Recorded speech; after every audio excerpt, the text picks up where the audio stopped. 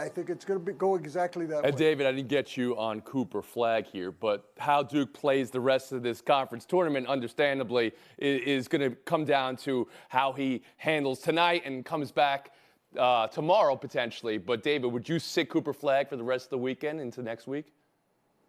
Yeah, I would sit him for the rest of the weekend, especially if that ankle gets worse over the next couple of days, which ankles tend to do in those situations. But I think that they still have that spot secured with the number one for going into the tournament. In terms of that 4th spot, it's got to be somebody from the SEC. That conference has been too dominant not to have 2 number ones coming out of there. Not 4, Woody, but 40 2. last word.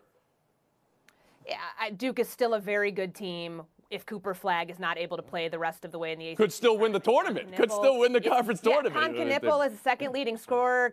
Kimon Malawach is second in rebounding and blocks. We all want to see Cooper Flagg, the likely player of the year, playing, but the safe thing to do here would be to rest him the rest of the weekend. NBA now. Knicks beating the Blazers in overtime on the Mikal Bridges game winner last night. Knicks break. Hart gets it right back to Bridges. Bridges puts up a 3.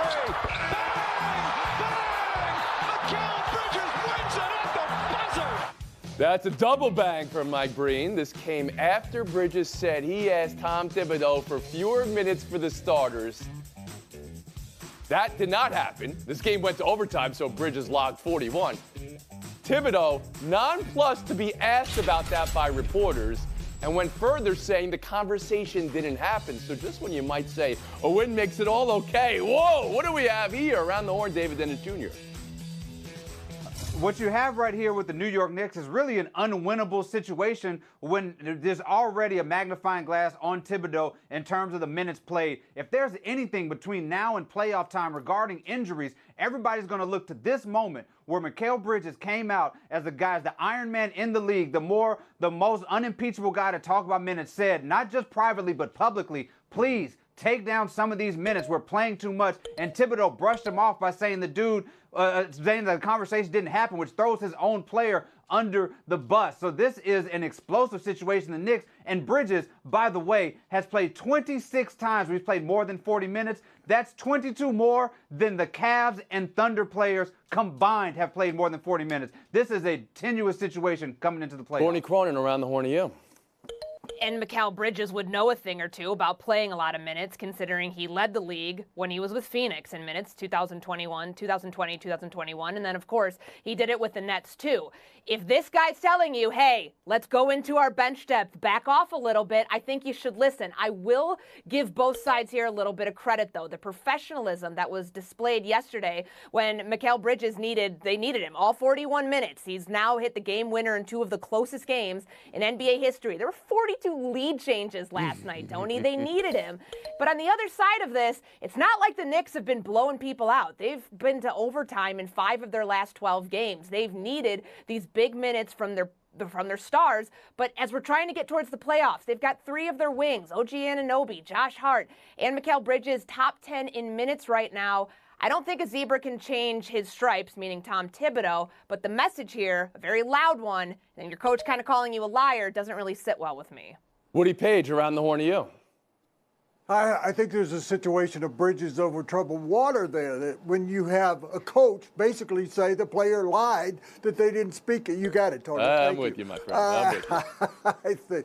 I think the way it turned out, instead of getting fewer minutes, he got more minutes last night because of the overtime, and he hits the winning jumper. I believe that they do need to cut back. You're in the last 19 games, I'm seeing games around where guys look like they're tiring because of the long season, and I believe that we're looking at a situation in Denver, talking about a possible most valuable player again in Jokic, that they're still holding him at 36, 37 minutes because they don't want to push him heading into the playoffs. So I think the player's right here, the coach is wrong, that you have already settled where you're going to be in the playoffs. You're not going to rise above anybody else, and you're not going to fall from that. So why in the world won't you pull it back somewhat? But I think him calling his player a liar, basically, by saying it didn't happen, is totally wrong. They are playing shorthanded now because Brunson's injured. Mitchell Robinson has come back in the last 2 weeks, but he's still getting his minutes up.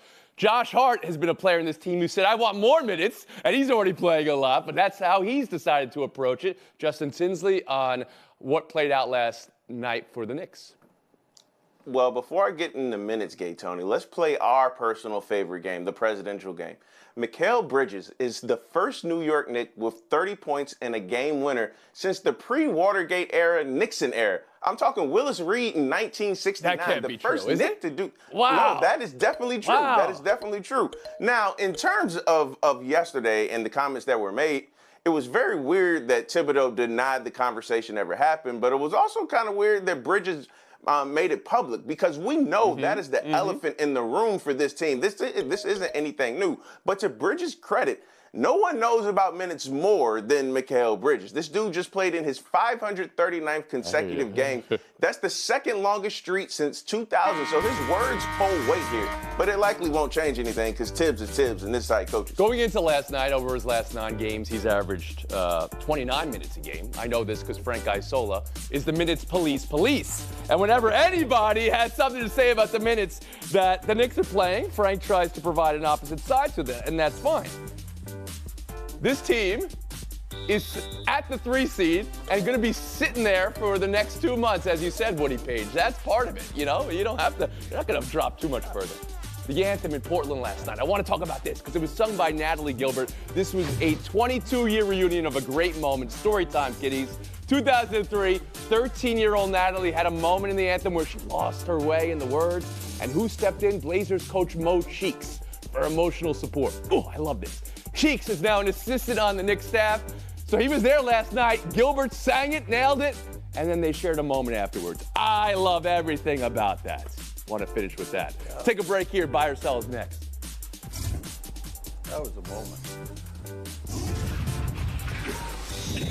So, I didn't know this was happening. You know how I said Frank Isola is the minutes police? He's also this paddles police whenever Knicks minutes get brought up. Unbelievable. He said we should bust. That's what he was saying right there. Incredible. All right.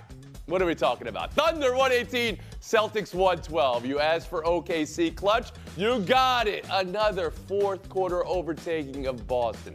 So the season head-to-head 2-0 Thunder. They're also 22-1 versus the Eastern Conference. For the champs, failure to close again. Number 1 takeaway from Thunder's win in Boston. David Dennis Jr., first to you. The Oklahoma City Thunder are quite simply the best team in the league, and the whole idea of they're young and they're unproven, that doesn't fly really anymore because that team plays defense like a veteran team right now. They held the Celtics to 92 points, the lowest the first time they played, and then 1 for 9 from 3 down the stretch. They played with better execution and better defensive presence than that Celtics team played. They should be clear favorites no matter what their age is right now. Crone. I don't like that this was being billed as a finals matchup because in the finals, the Thunder are probably going to have Jalen Williams, or at least expect to, and the Celtics will have Kristaps Porzingis. But the way that we've seen in both of these matchups so far this season, how Oklahoma City defends Boston and makes them shoot 63 threes last night, missing 43 of them. Like, this is the formula defensively that it's going to take down the reigning champs. I don't know if they make them shoot 63 threes. I think Boston's more than happy to shoot. They keep them out on the three-point line. They want a lot of possessions out Woody there. Page not around get the beat horny off the dribble, Tony. Yeah, I've seen the Thunder play 3 of their last 4 games, 2 against the Nuggets, and I'm so impressed. They are not only so good defensively, but the depth on that team is better than anybody's. They had 7 of their 9 guys last night had double-digit figures. I think that even though the Western Conference is so tough now, that is the team to beat. Justin Tinsley around the horn of you. I'm going to focus on Boston, and yes, they are two true title contenders, But 2 things concern me. You already mentioned one of them, their inability to hold leads, and 2, they're addicted to three-pointers. They're averaging 48 three-pointers a game. In the first quarter, they took 24 shots, 22 were threes. And then as David mentioned, they went 1-9 down the stretch when the game was tied at 98 with 8 minutes to go. This is not really a recipe for playoff success when you're just launching threes the entire game. Last year, right? This team shot a lot of threes. I don't think you're going to capture it like that twice. championship, but you gave the stat 48 threes per game, which is 6 more than they had last year. That's 1 3 a minute of NBA basketball. Wow. Live by it and die by it. Where is Bob Ryan at? Buy or sell to Russell Wilson meeting with the Cleveland Browns today and the New York Giants tomorrow. Courtney, fit-wise, what's the best spot for Wilson? Which of these teams should be most interested in? Definitely not the Giants. I understand that Cleveland also had 3 wins last season, but Cleveland is a more talented roster right now. And if Russ wants to, continue playing competitive football, like above average quarterback play on that team can actually get you to like 8-9 wins next season. I don't think that to be the case with the New York Giants. It's just funny. He keeps following Kenny Pickett around, and Kenny Pickett just got there. If Russ signs there, then he gets that job, and they probably don't draft a quarterback second overall. Woody Page. Courtney, disagree with you totally. I think he goes to the Giants, plays for a year. They draft a young quarterback like Sanders, and he works with him. Going to Cleveland, they're not going to be any good. Why would he want to go to another place that's just not going to work out for him? I think it's the Giants. Well, what you said could be true for both teams, right? They could still draft a quarterback if they bring in Russell Wilson at 2 or 3. Cleveland and New York overwhelmed with selecting there. Justin Tinsley? Yeah, I think Cleveland is the better fit, and you're hoping Russ plays like he did with Pittsburgh last year between weeks 7 and 14, where Pittsburgh was 6-1, and then the last 5 games, his QBR dropped 20 points. So whoever signs Russell Wilson, whether it be Cleveland or New York, you still need to draft your long-term replacement at quarterback. David Dennis Jr. I think Cleveland makes the most sense with the personnel there. You have an outside shot of making a run, but even if you don't, you can still draft your quarterback. They can learn under Russell Wilson, and you can have something for the future while you kind of build a little bit morale for that team and that franchise and that fan base, which needs a little bit of a boost this season. Word from a producer in the back row did not like the minutes argument made by David Dennis Jr., and that is how he gets eliminated today. Cordy Crody as well. Paige, Tinsley. Go down there. Yes. Players Championship underway today. This is from yesterday, though. A practice round hole-in-one on 17. And Alejandro Tosti jumped in the water to celebrate. Woody, is a practice round hole-in-one jump in the water worthy? Practice? You saying practice? Practice hole in one? No, I played there. I haven't hit it in the water, but he didn't realize how cold that water was, even though it's Florida. No, you don't do that. Absolutely not. No, not on a practice round, not when the caddy did it the day before, and it's Florida. There's probably gators in that water, and with the way health regulations are being sliced in this country, who knows what that water is like? So this is absolutely uncalled for. No, you guys really went into the water here. Woody, did you say you've never hit it in that water? You've played there? You've always hit it onto the green? Into traps, mostly.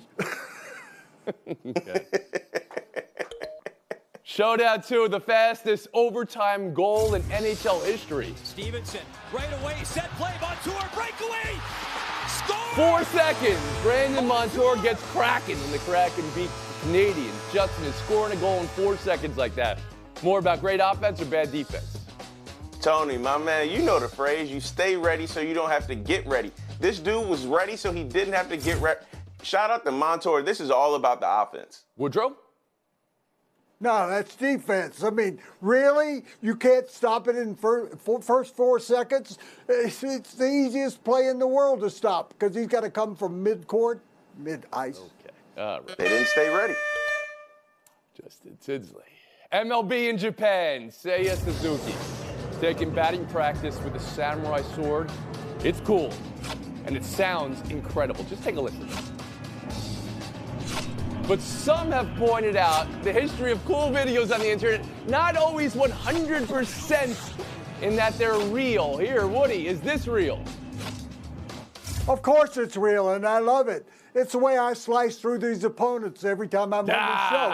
And the other thing, if you're going to live by the sword, you're going to take batting practice by the sword. Justin Tinsley. Yeah, this is absolutely real. It's cool as hell. I did not realize those swords made that actual sound. So even if it is fake, is real in my eyes, and I'm just so glad that he did not lose control of that sword. That's what I was thinking the entire time. You really pronounced that W, the sword. I like the way you say that. Yeah. The sword is swift. All right, but there was nobody else in the shot, right? There was no background or other players for the BP. You couldn't see, the seams of the baseball when it was cut like that. But all right. The records don't even matter. Tadaro did train with the samurai sword, so there is a little bit of baseball history in what he's doing there. We'll take a Woody Page FaceTime. Just back from spring training in Arizona last night, and two things that I saw. Los Angeles Dodgers look like a team that could win the World Series again. They started all their players. They're now in Japan. We'll get a look at them there. But the other thing that I wanted to concentrate on was the new robot umpires and the challenges. And guess what? The Dodgers used 2 challenges in the first inning on a 1-0 pitch and a 2-2 pitch. You save those for the end of the game. They got to figure that out, Dave Roberts. Win number 685 on the march to 700. Woody Page. We're on a 95 and a half hour break off for the conference tourney tomorrow. We'll see you Monday for the break.